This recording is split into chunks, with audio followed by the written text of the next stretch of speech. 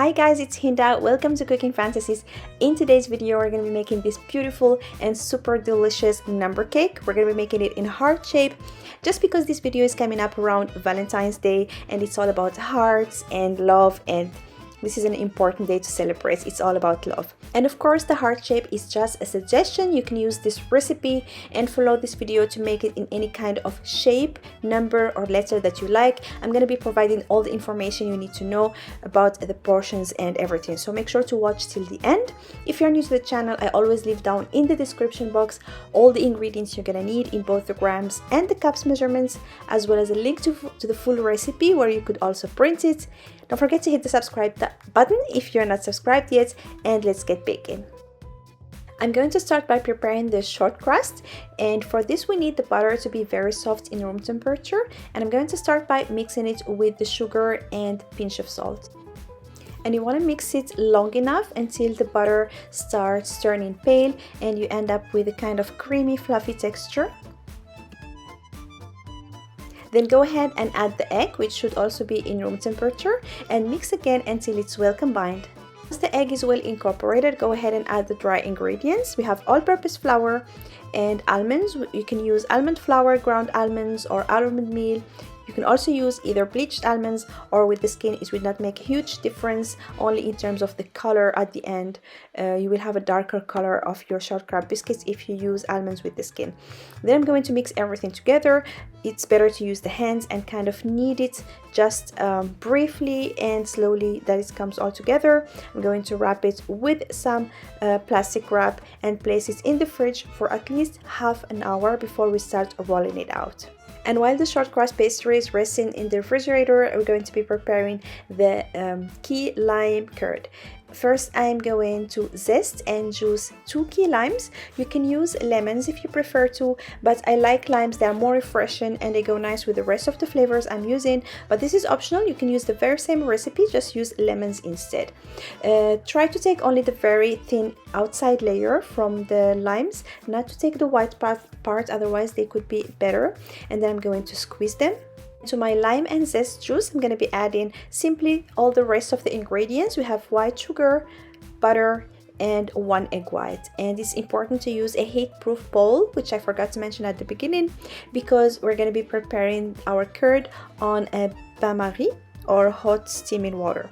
Then we're going to be continuously stirring on a medium heat until it thickens. You don't want to have the heat too high, otherwise the egg white will cook and you will not have a smooth, creamy texture. You know it's ready when it stays in a spoon, and keep in mind that it's going to thicken even more once it sets in the refrigerator because of the butter. So remove it as soon as it looks creamy enough. Place it in a bowl. We're going to cover it with some plastic wrap and then allow it to totally cool before we use it. And now it's time to roll out the shortcrust pastry. And you must know that the longer it sits in the refrigerator, it's easier it's going to be to work with. You can even make this 1 day in advance and leave it overnight in the refrigerator. So the recipe is for 10 to 12 people or 12 portions. We're going to be making 2 small hearts, which makes about 5 to 6 portions for each heart, which is perfect for 2 people celebrating Valentine's Day, or even 3 people or 4 people. The best way to roll out the pastry is to place it between 2 pieces of parchment paper, since we're going to be trimming it into the shape we want, and add the trimmings again and rolling it again and again to have 3 layers. When you add flour, you will end up with a very thick last layer of the biscuit.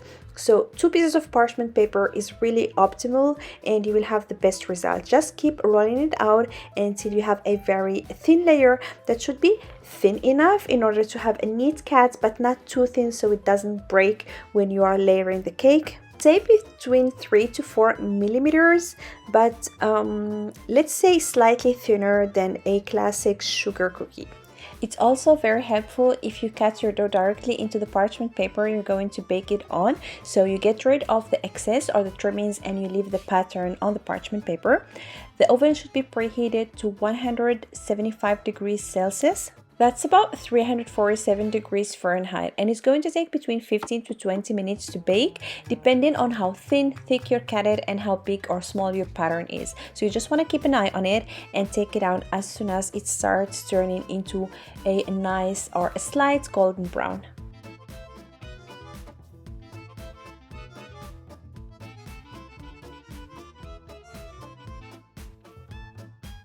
For the cream we're going to be using is this delicious mascarpone cream. I really love this cream. It's very flavorful and so light, and it's perfect for this cake. All you need is some mascarpone cheese, heavy cream, icing sugar, and vanilla extract. The most important thing about this cream to be successful is to have a very cool ingredients. Think about placing them in the freezer for about 10 minutes before you start mixing everything together.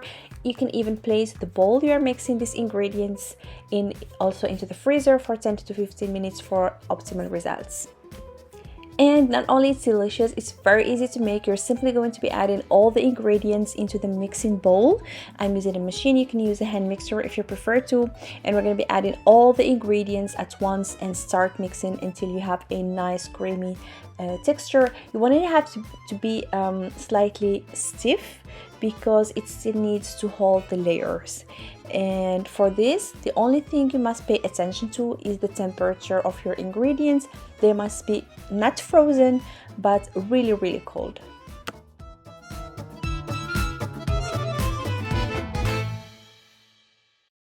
To make the task easier, I like to have all the ingredients ready before starting to assemble the cake. So I'm going to be placing my lime curd into a parchment paper as well as some raspberry jelly. I didn't make the raspberry jelly, I bought it ready. I just microwaved it for some seconds that it's runny and easier to work with. Then I also place it in another piping bag.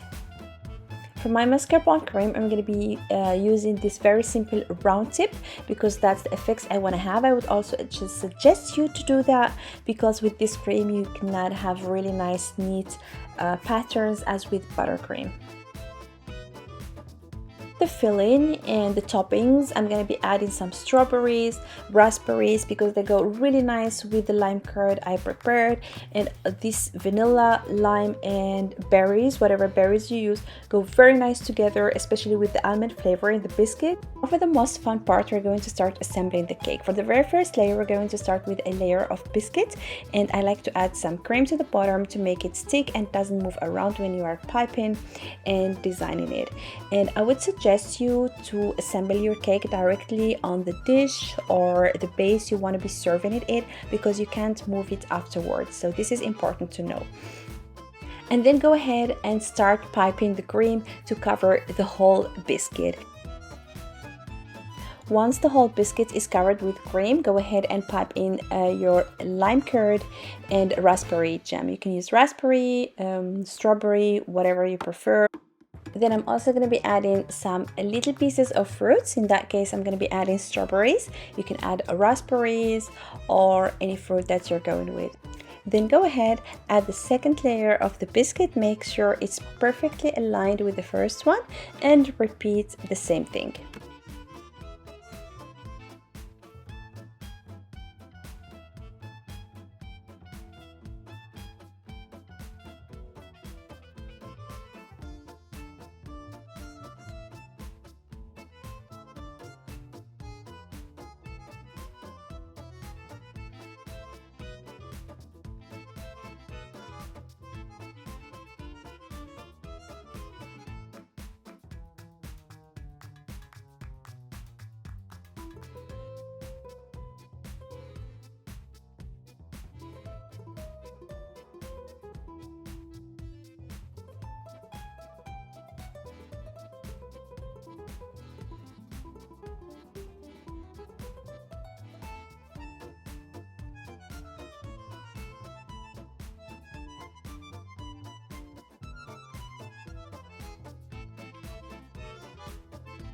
And for the last layer is the very same thing. I'm going to be decorating with whatever you want. You can even use chocolate letters for a message or happy birthday sign. You can use whatever you like.